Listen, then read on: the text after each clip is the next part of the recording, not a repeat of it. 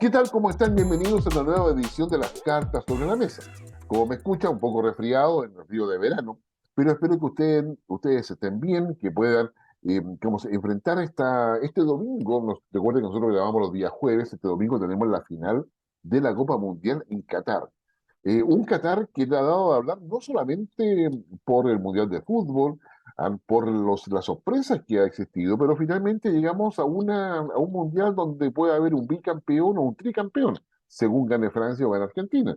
Entonces vamos a estar entretenidos probablemente usted el día domingo, digamos, quizás antes del partido nos está viendo a través de la red de TV Mundo, que se unió la emisión, todo lo que son nuestras redes sociales, Twitter, Facebook, ¿no es cierto? Digamos, en YouTube, donde subimos nuestro programa, pero también está Radio Nunguén en Concepción, que también nos escuchan, y varias otras redes de cable que repiten en forma diferida este programa, Las Cartas sobre la Mesa.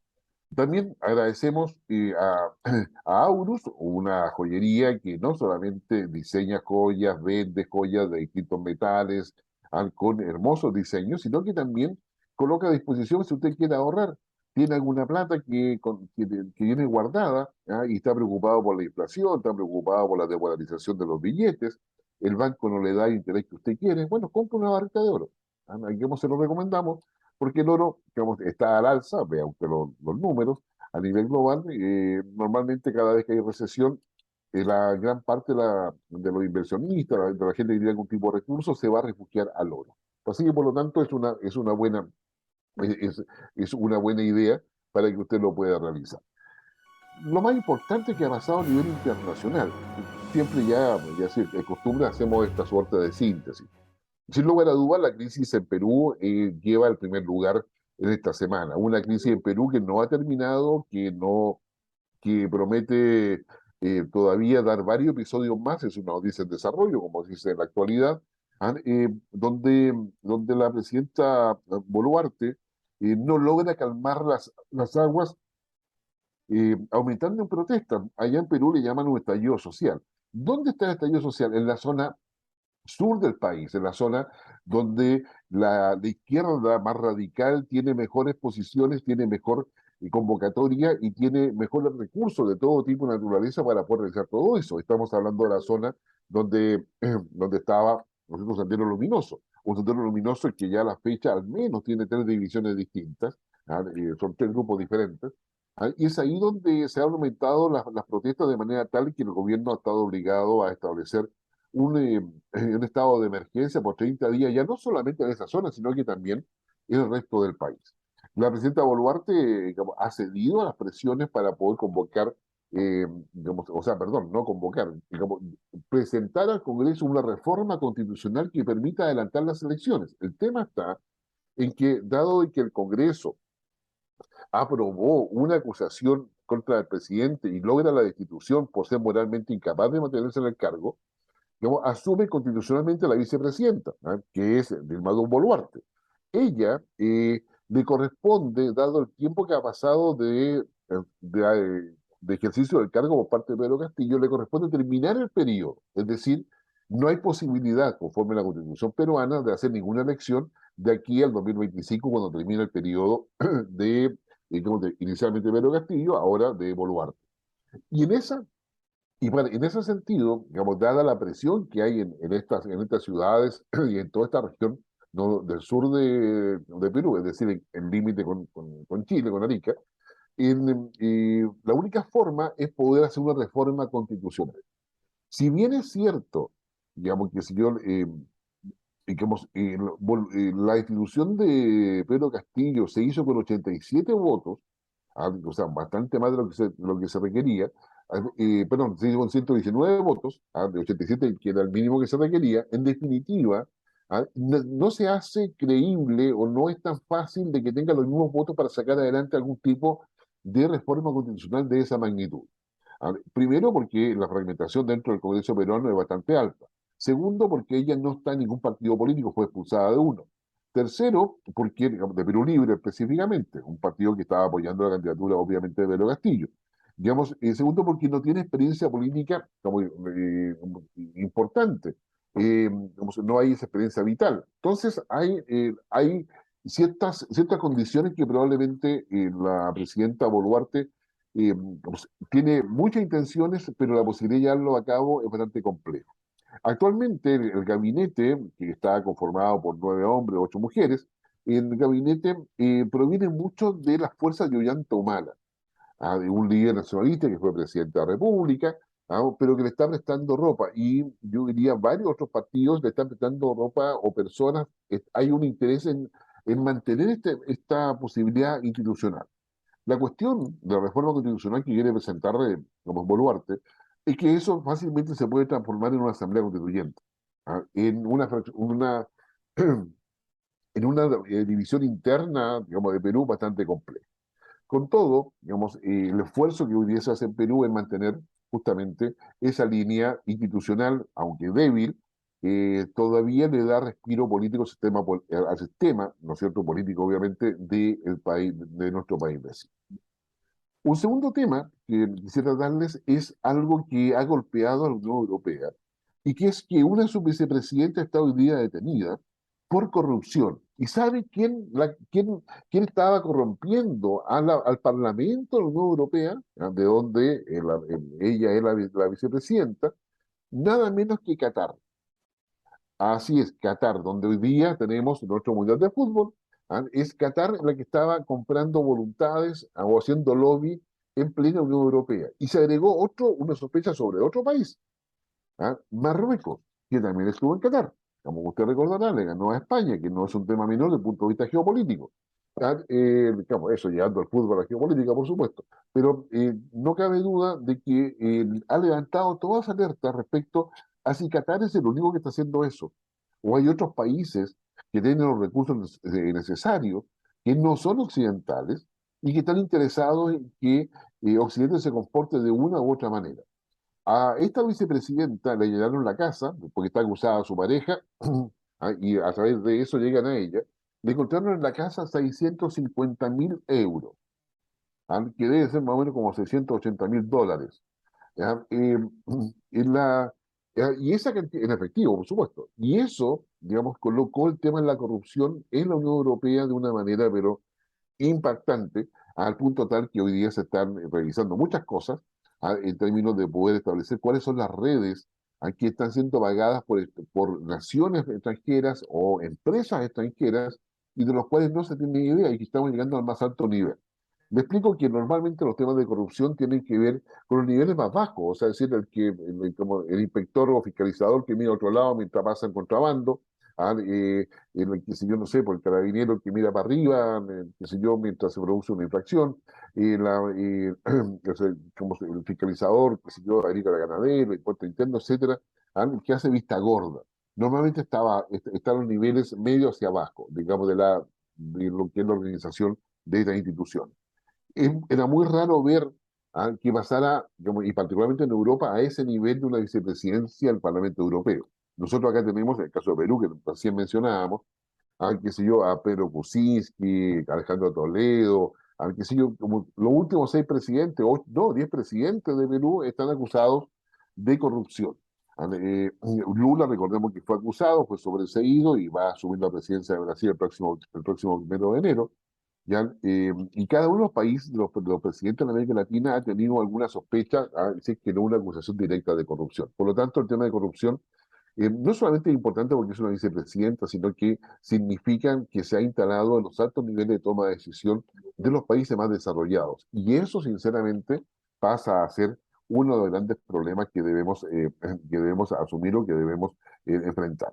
Y por último, un briefing importante es Rusia se mantiene en Ucrania, Rusia no se ha ido de Ucrania, digamos, ha hecho ataques con drones de cierta magnitud importantes, sigue utilizando el frío como arma, como arma climática que juega a favor de Rusia sin lugar a dudas, y eso está demorando muchas decisiones a nivel global, porque finalmente Rusia no, o sea, la guerra en Rusia o la invasión que ha hecho Rusia a Ucrania, hoy día está en stand-by, mientras países como China y Estados Unidos tratan de llegar a algún acuerdo y ver a quién más suma en la mesa, si va a estar India o no. Eso lo hemos dicho varias veces, pero lamentablemente la posibilidad de que haya un alto al fuego en Navidad y que se abriese un espacio de negociación parece estar cada vez más lejano. Bueno, eso es lo que tenemos y tenemos que abordar lo que vamos a tener en Chile. En Chile también está pasando cosas digamos, y para eso es necesario tener una visión amplia que podamos verla. eh, pues claro, porque finalmente Chile tiene que mirar el futuro, ¿no es así? El gobierno, el presidente Boris específicamente, designó a Marta Herrera como candidata fiscal que yo en el Senado, pareciera ser sin muchas negociaciones previas, por lo cual podría darse el escenario de que que el Senado rechace nuevamente la nominación de fiscal nacional. Pero también el presidente Boris valoró un acuerdo que se logra en el Congreso, un acuerdo donde no toda su coalición política está de acuerdo, valga la redundancia, o está conforme con lo que sucedió. Incluso, digamos, hemos llegado a decir, por lo menos esa es mi tesis, de que aprovechar de llegar al acuerdo cuando Teniel estaba en el hospital, digamos, porque finalmente coincidió en que estaba hospitalizado en un comunicado del Partido Comunista que francamente propio de la Guerra Fría. ¿Ya? O sea, lo hemos hospitalizado porque está enfermo. Entonces, apenas sepamos algo, le contamos. Entonces, bueno, pero para conversar todo eso, estamos con un amigo de la casa, con Gabriel Emparte, al que normalmente no solamente tiene conocimiento, tuvo una larga trayectoria como abogado, digamos, en el servicio público, cientista político, bueno, tiene varias habilidades, al que la expresa también por Twitter, por si usted lo quiere seguir, la expresa por diferentes redes sociales, y normalmente con una característica que destacamos sin lugar a dudas, que es el hecho que él dice las cosas de frente, la dice claramente y con respeto al otro. Y son cosas que no siempre uno encuentra como en la vida, porque finalmente de repente te descalifican, y si te dejan hablando solo, ¿no? Pero este no es el caso. Gabriel, bienvenido a las cartas sobre la mesa. Muchas gracias, Guillermo. Muy bueno, muy bueno estar contigo nuevamente y gracias por tan elogiosa presentación que creo que es tanto. No, pero eso es verdad, o sea, no son muchas las personas con las cuales uno puede estar en acuerdo o desacuerdo, pero además hacerlo en un marco de respeto mutuo, créeme que se valora. Yo creo que eso es el gran valor de la democracia. ¿Sí? El tema de la democracia no es que estemos todos de acuerdo. Así que, Absolutamente. Muchas bueno, gracias. pero empecemos quizás por lo más sustancioso. Eh, este acuerdo político que se logra, yo diría, sin republicanos, y sin el entusiasta apoyo de un sector de la izquierda, incluido el Partido Comunista, a pesar de que lo firmó y acató. Pero, ¿cuál es tu primera visión de este acuerdo que nos llevaría a una nueva constitución? Es decir, estamos hablando de un consejo constituyente, se le cambió el nombre, 50 personas electas, 24 expertos, 12 nombrados por el Senado, 12 por diputados, elecciones de estos consejeros en el mes de abril, según el acuerdo, en el mes de mayo, según CERVEL, y con 5 meses para trabajar, 2 meses para hacer la versión final y plebiscito de salida con voto obligatorio. Bueno, todo este proceso sería con voto obligatorio en el mes de diciembre. ¿Cuál es tu primera aproximación a eso?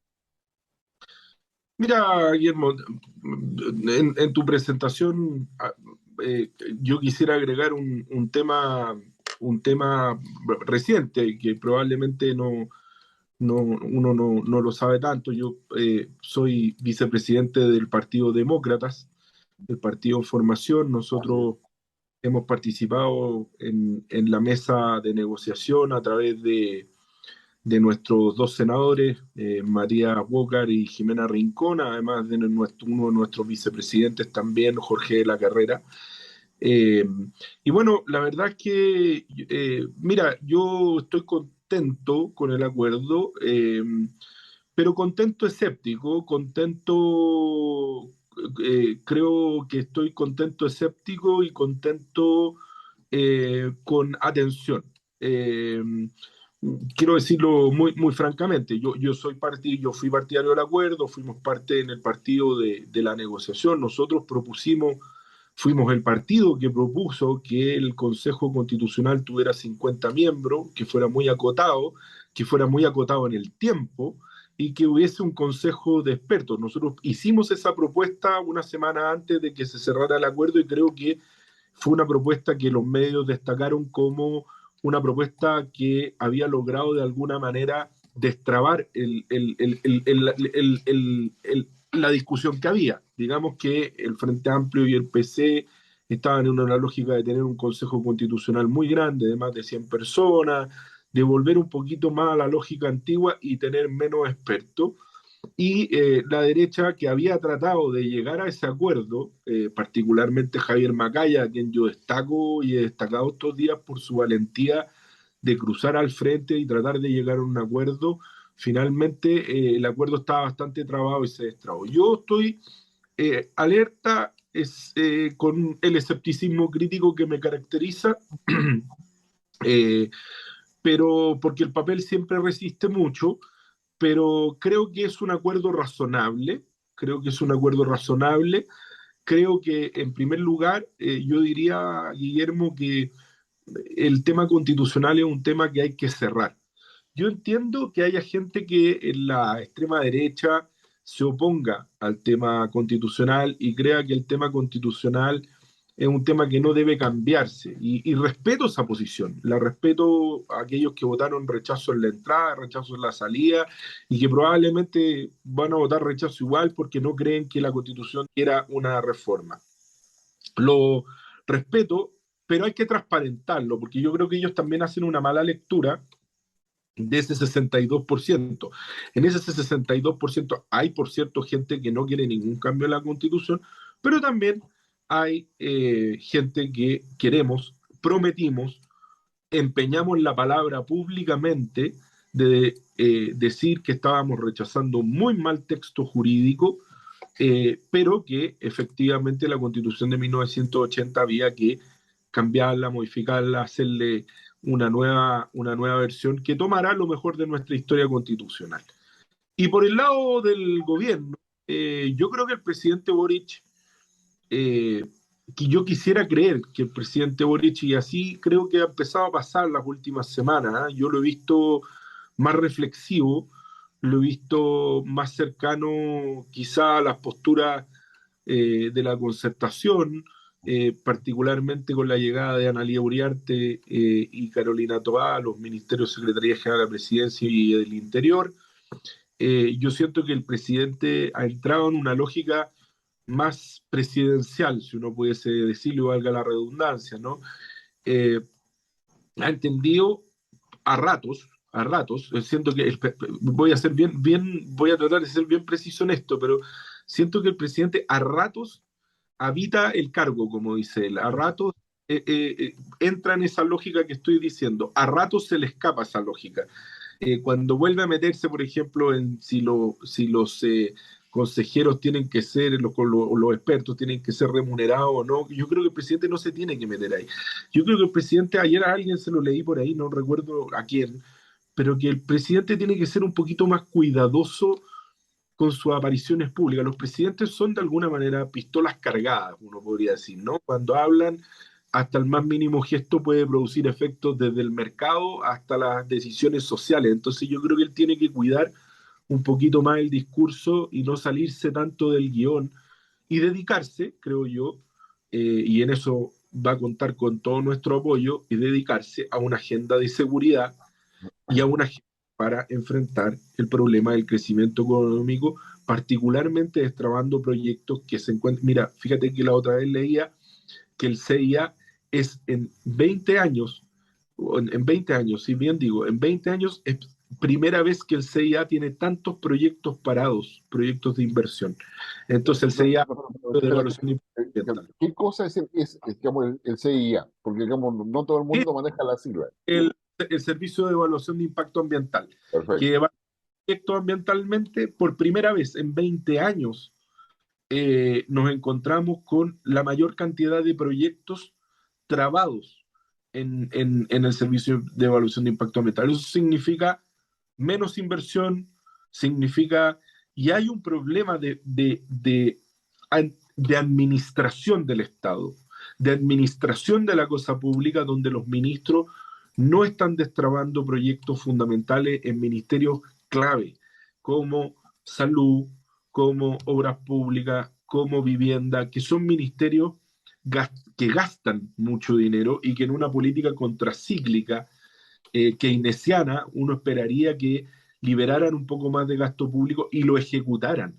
las ejecuciones presupuestarias, para que la gente lo entienda, es el gasto que tiene que hacer el Estado. Cuando el Estado deja de gastar, es al revés de la contabilidad privada, digamos. La contabilidad privada uno trata de ahorrar. En el Estado se trata de gastar todo el presupuesto, porque cuando uno gasta todo el presupuesto que te asignan en un año, uno está ejecutando eficientemente el gasto.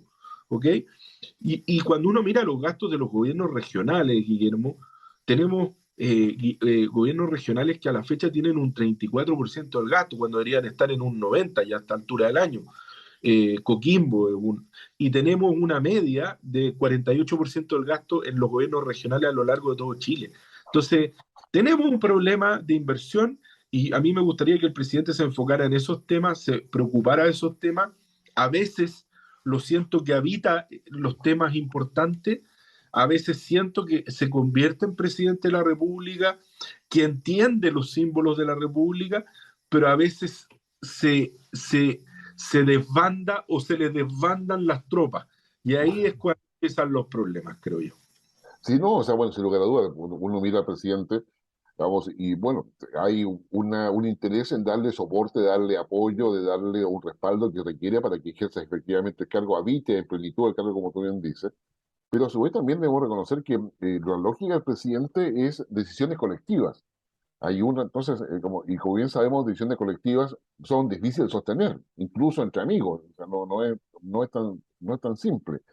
Y claro, y sucede que ahora aparece el presidente mucho más cercano al socialismo democrático, y con muchos, yo diría, interrupciones comunicacionales, por decirlo muy diplomáticamente, con la prueba de dignidad, es decir, con convergencia social, con Frente Amplio, con Revolución Democrática, y que de alguna forma pareciera ser que se está sufriendo con nombramiento de gente cercana a estos partidos, nombramientos en embajadas, nombramientos políticos, y digamos, ha llegado a un elemento de transacción política que no tiene buenas consecuencias en el futuro. O sea, porque esto, lo que está haciendo hoy día el presidente es una práctica de viejo cuño que normalmente hoy día, en el siglo XXI, te golpea en la cara, finalmente.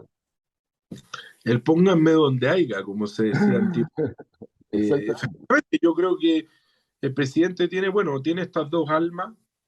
Primero, en la toma de decisiones, yo comparto contigo, él tiene una, una manera de pensar colectivamente muy propia, yo creo, de su formación en el sentido de su formación política. Tenemos un presidente muy joven, primero. Segundo, tenemos un presidente que tiene pocas redes, no solamente precisamente por su juventud, también por su escaso paso por distintos lugares, ¿no? Eso es producto de la juventud y la juventud tiene cosas muy positivas en él, pero también tiene el problema de que tú tienes un presidente con menos redes, ha pasado por menos lugares.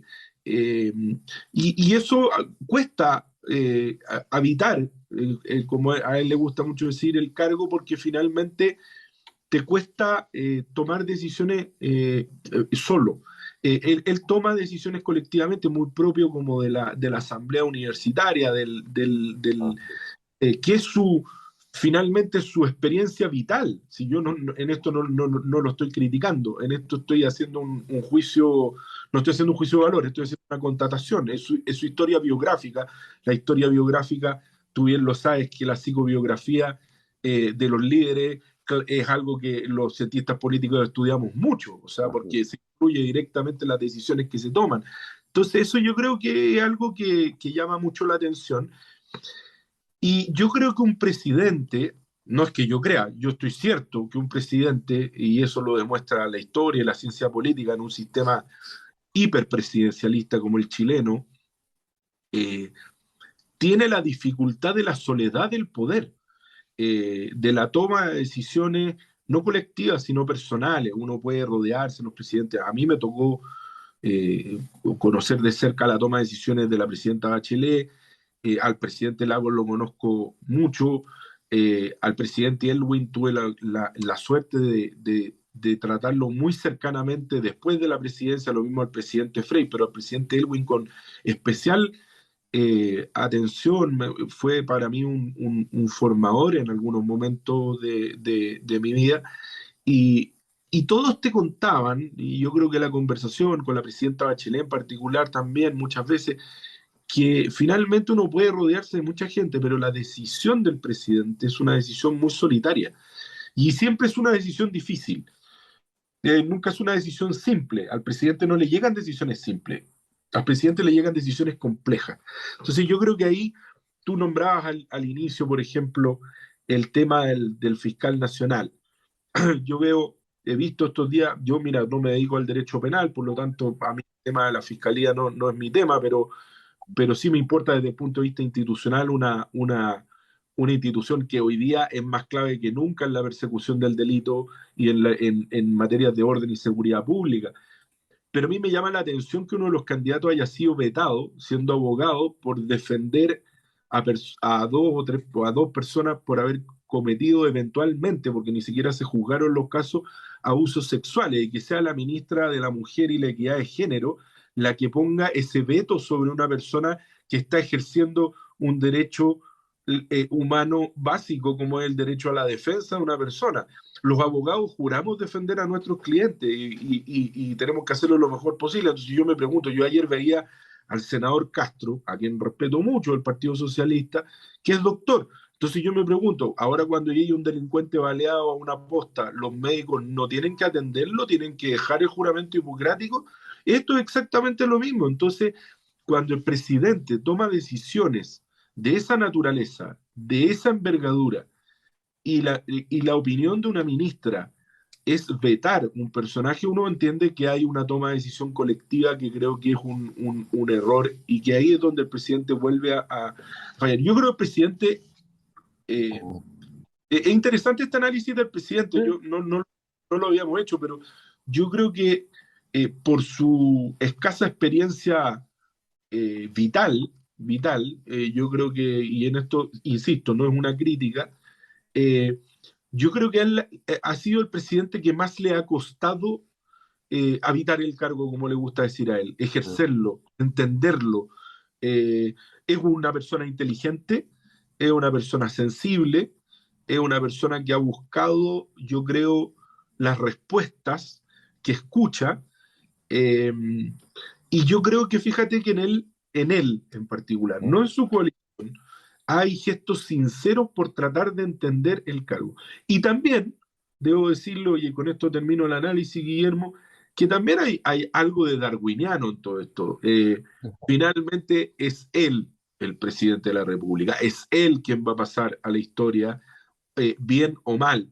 Por lo tanto, cuando tú te ves atrapado en, como vimos los primeros meses de gobierno, hasta el cambio de gabinete, hasta después del plebiscito, te ves atrapado en una lógica prácticamente asambleísta, sigue siendo un diputado, sigue siendo un dirigente universitario, y el gobierno realmente no avanza, cae la aprobación de una manera brutal, pierde un plebiscito que en cualquier país parlamentario habría significado la dimisión inmediata.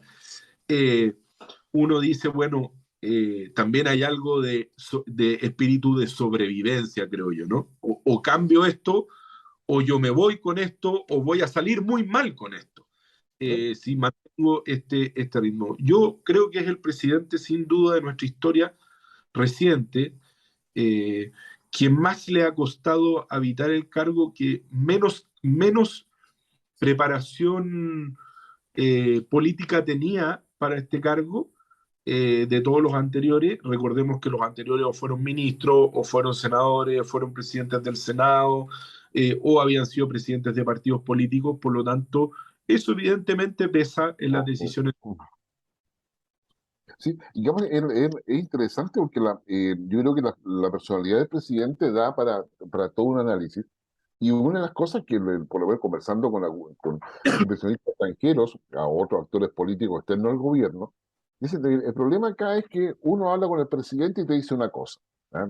Después habla con el ministro y te dice otra, habla con el subsecretario y te dice otra, y con el que tiene que firmar el documento, incluso el cheque o la licitación, te dice otra. ¿Ah? Entonces, la falta de coherencia interna del gobierno es un tema que cada vez se le coloca con la mochila más pesada al presidente. Eso es un tema. Y el otro, Yo ese tema, perdona que te interrumpa, lo he escuchado muchísimo en muchísimos empresarios, en muchísima gente que le ha tocado tratar con él.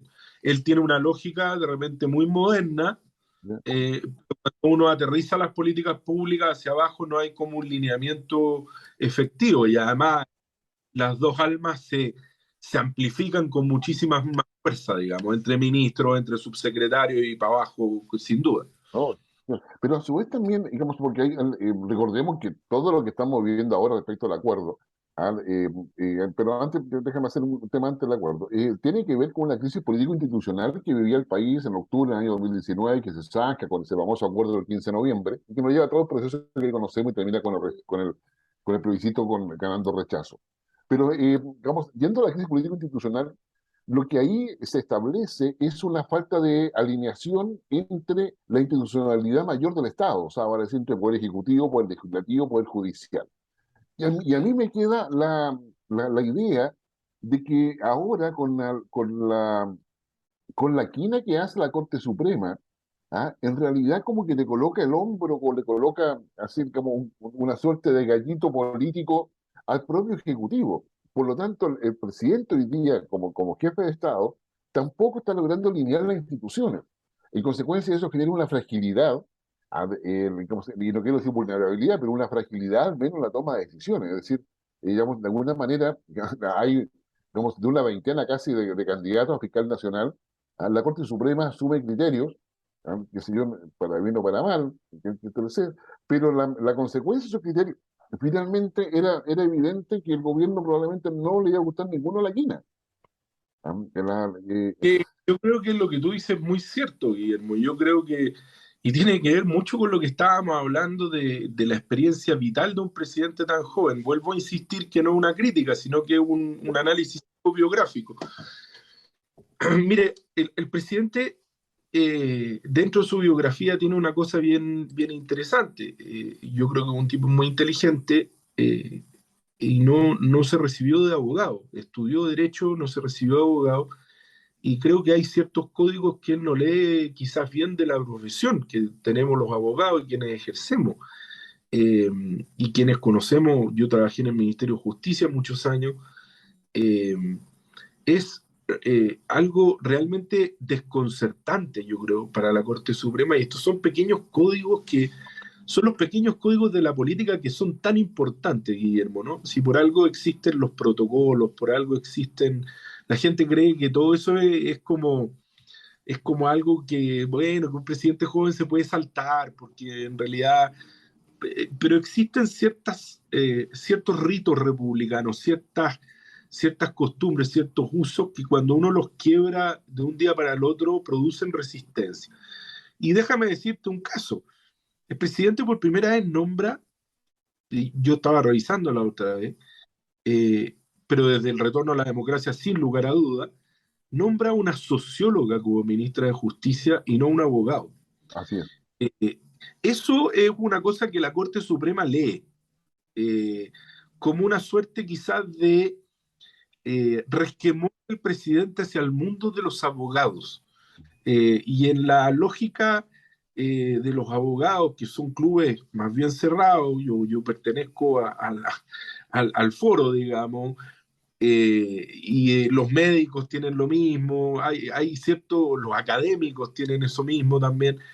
Hay ciertas cosas que se leen, y cuando la Corte Suprema ve que al otro lado tiene una ministra, yo creo, muy débil desde el punto de vista jurídico, o sea, la defensa de la ministra del fiscal nacional, cuando se presentó al fiscal Morales, era de una debilidad jurídica muy impresionante. O sea, ni siquiera los términos eran los adecuados. Entonces yo creo que para la Corte Suprema eso es como una suerte de muestra de desprecio.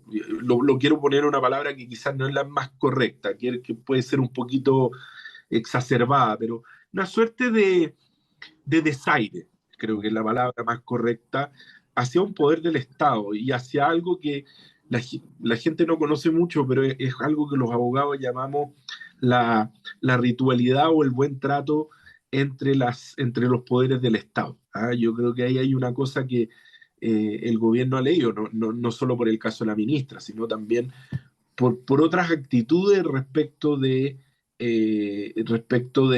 la forma en que se relaciona con otro poder del Estado, finalmente, ¿no? Eh, Yo creo que el mismo caso que el presidente no sea abogado es algo que no sea abogado no significa, la presidenta Bachelet era médico, el presidente Frey ingeniero. era, era ingeniero, pero eso no es lo significante. En gente que ha hecho una carrera judicial que partió muy abajo y que hace una carrera judicial muy larga para llegar a la Corte Suprema, tener un estudiante de derecho no licenciado es algo es algo que les produce muchos de ellos profesores universitarios. Entonces, yo con esto no quiero hacer una crítica al presidente, sino más bien es un análisis psicobiográfico Sí. que influye en las formas nomás.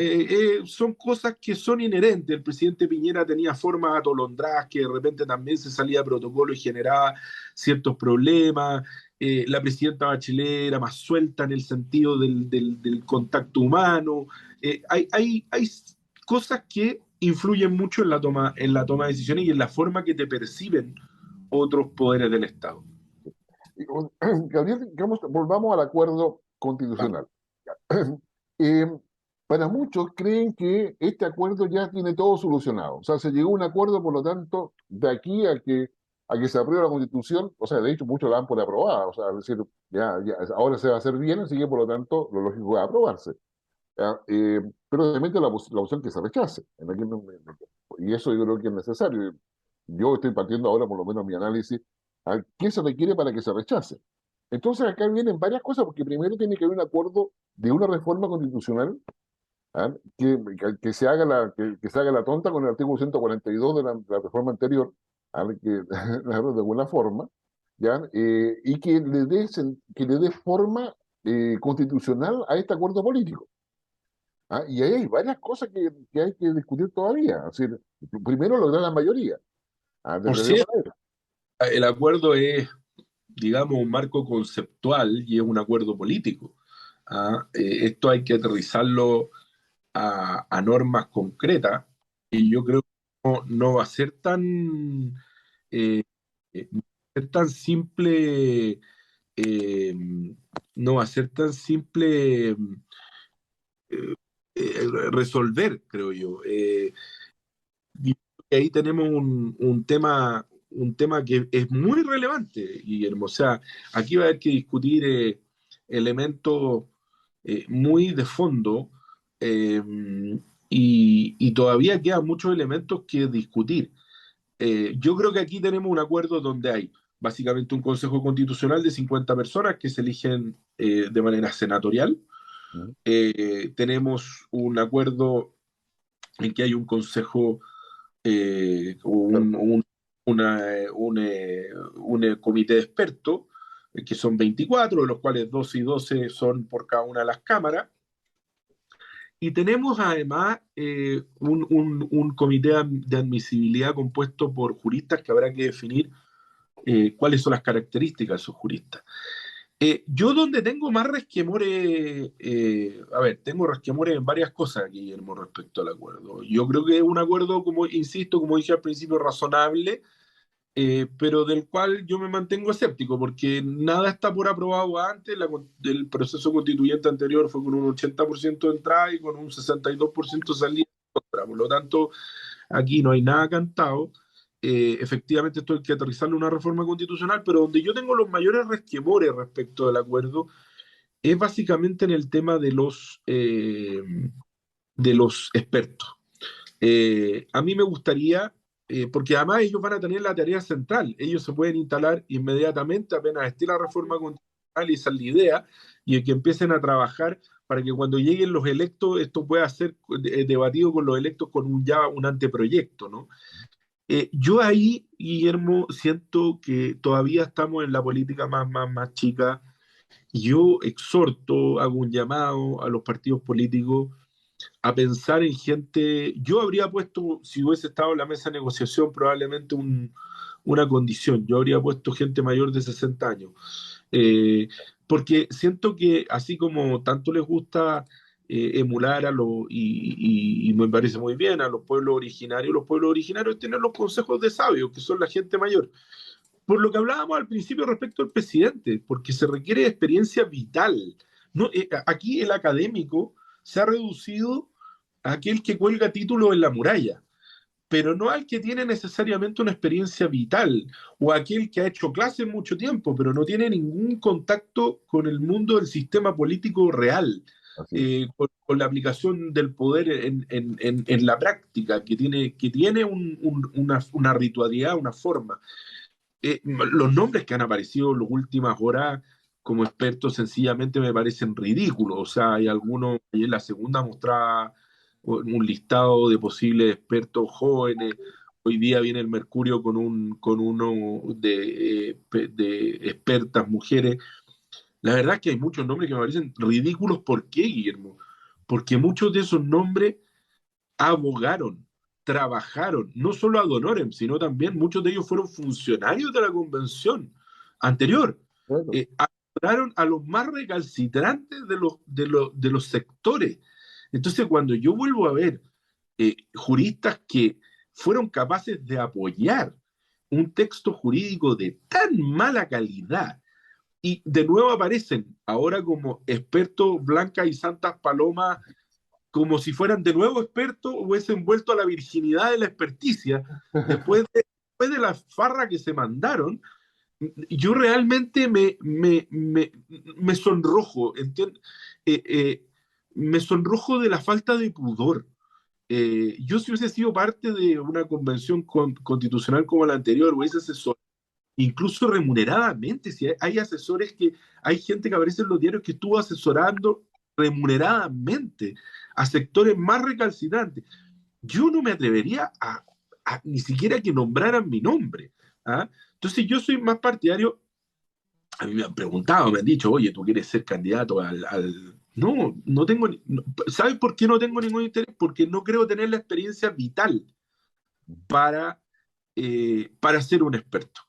Porque nosotros en el Partido Demócrata estamos proponiendo, ayer visitamos al presidente Frey, al claro. presidente Lago, nos comunicamos con la presidenta Bachelet, con el presidente Piñera, porque, por ejemplo, alguien como Ricardo Lago, como el presidente Lago, uno puede decir cualquier cosa, te puede gustar o no su gobierno, pero ¿quién puede tener más experiencia práctica, política, académica, que alguien que ha sido es abogado de la Universidad de Chile con distinción, es doctor en economía de la Universidad de Duke, fue secretario general de la Universidad de Chile, de Flaxo, después fue 2 veces ministro de Estado, fue presidente del PPD, fue fundador del PPD, o sea, el sistema político por dentro, y después fue presidente de la República 6 años, y después ha ejercido cargos internacionales y todos sabemos lo respetado que es en el mundo, entonces, y que tiene 84 años. Por lo tanto, uno esperaría que una persona como él,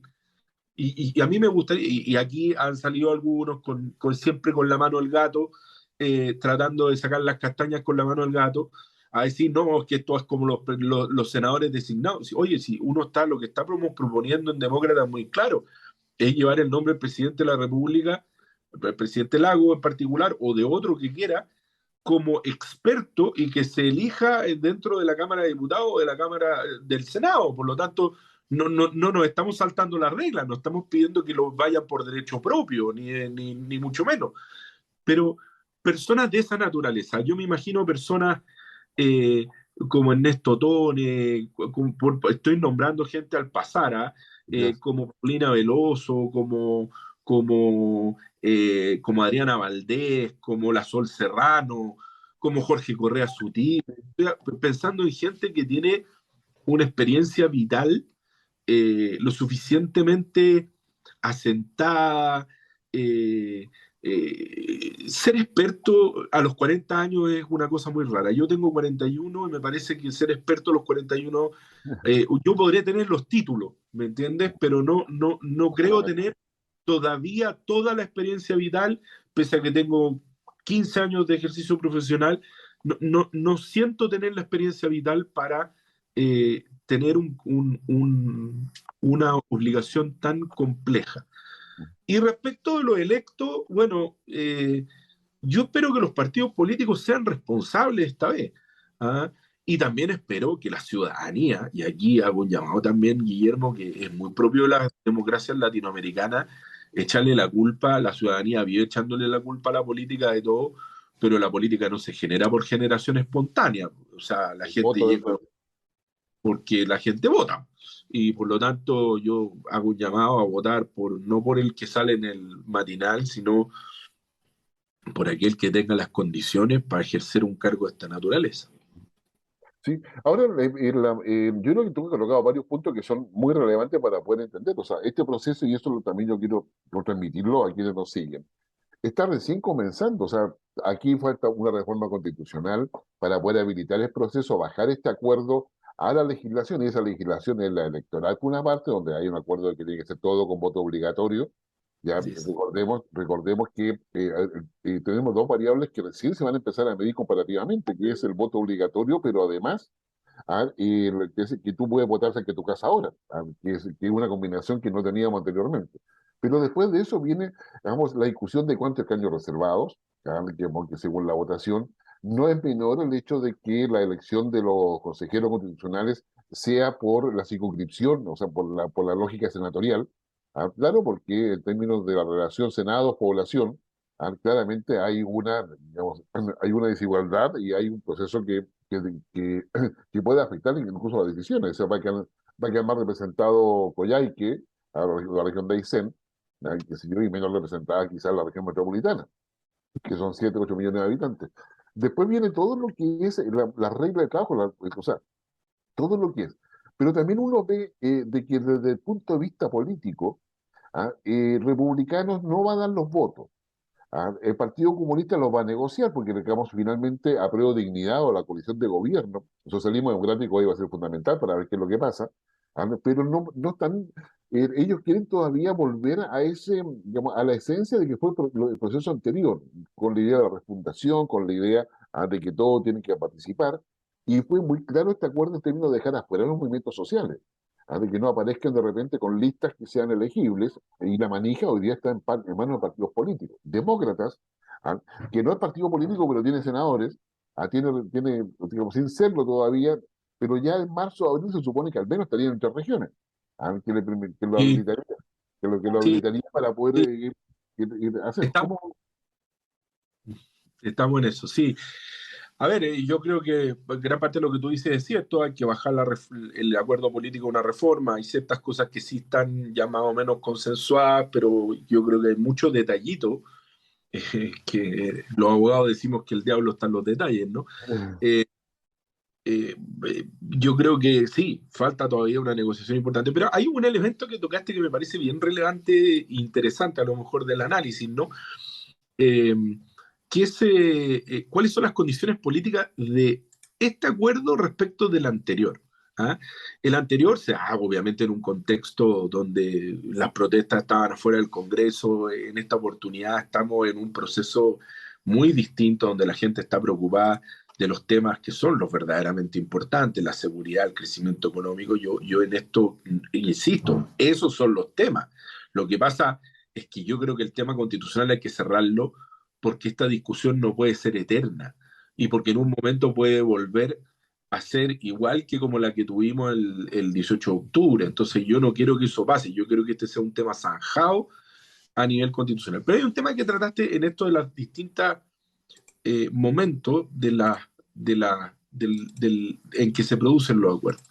Y tiene que ver con que el gobierno ya lleva varios meses gobernando con estas dos almas, con un socialismo democrático que de alguna manera tiene al presidente un poquito más ordenado que sus filas de Apruebo Dignidad, Partido Comunista, comunes, que hoy día ya se manda una declaración notable que es como firmé el acuerdo, pero no estoy de acuerdo con el acuerdo, que es una cosa ya de un nivel de política notable.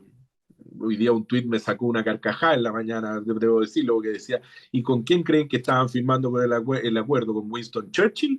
Entonces, yo creo que, sinceramente, es distinto a la posición hoy día. Yo creo que el socialismo democrático ha leído bien eh, hacia dónde tiene que conducirse el gobierno para tener éxito eh, y ha leído bien, creo, el resultado del 62%.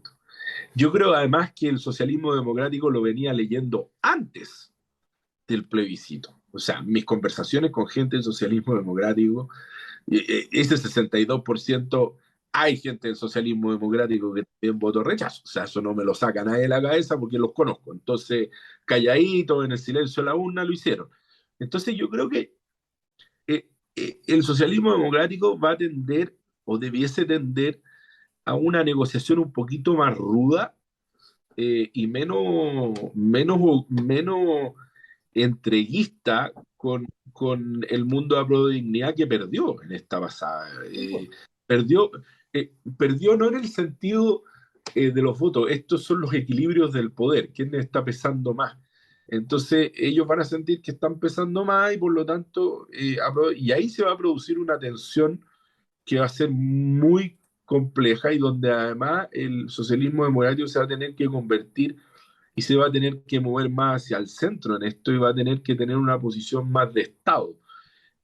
No veo al socialismo democrático en esta vuelta haciendo lo que hizo en octubre del 2019 o lo que hizo en el proceso constituyente, donde la bancada socialista se desbandó, por decirlo de una manera fina, y finalmente terminaron haciendo ni siquiera lo que el partido quería. Entonces, creo que en eso el Partido Socialista va a ser muy relevante, el PPD también, en buscar candidatos que generen un cierto soporte de seriedad, de racionalidad. Ayer había una columna muy interesante, Carlos Peña, que decía que cuando la gente habla sobre los expertos y le preguntan sobre los expertos o los electos, y la gente prefiere los expertos o mixtos, expertos electos, es finalmente porque cuando la gente escucha la palabra experto, lo que quiere decir finalmente es que el proceso tenga racionalidad, que es lo que no vimos en el proceso anterior, que vimos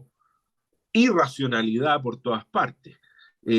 Por eso vuelvo a los nombres que han aparecido. Estos son explicaciones de prensa, por cierto, pero me llama la atención que los diarios del Mercurio eh, levanten nombres de expertos, de gente que fue contratada por la convención y por los sectores más recalcitrantes de la convención y ahora aparecen como técnicos de nuevo. Entonces uno dice, pero a ver, momento, yo no tengo memoria tan corta. Bueno, yo creo que aquí hay un intento o sea, ya un intento evidente de llevar el debate en torno a este acuerdo constitucional o de una nueva constitución, llevarlo a un esquema de polarización. Yo creo que eso es un tema que a mí también me preocupa, porque en la medida en que esta idea de polarización se logre instalar, va a afectar negativamente todo el proceso y eso aumenta la probabilidad de que la nueva carta fundamental que se presenta a la ciudadanía se pueda rechazar. Y dos rechazos consecutivos de una cosa de esta naturaleza profundiza una crisis de la cual va a ser muy difícil salir. Gabriela Lemparte, lamento decirte que se nos pasó el tiempo, que yo también lo lamento decirlo porque la verdad que la conversa está muy entretenida, te quiero dejar comprometido para que hagamos para que haga un programa, quizás no sé si ahora en diciembre, pero al principio de enero, con lo que viene. O sea, decir, más allá, ¿sabes lo que siento? Es que escucho a tanta gente hacer diagnóstico que lo hemos convertido en especialistas en diagnóstico. Sí. Entonces la pelea es quién tiene el mejor diagnóstico.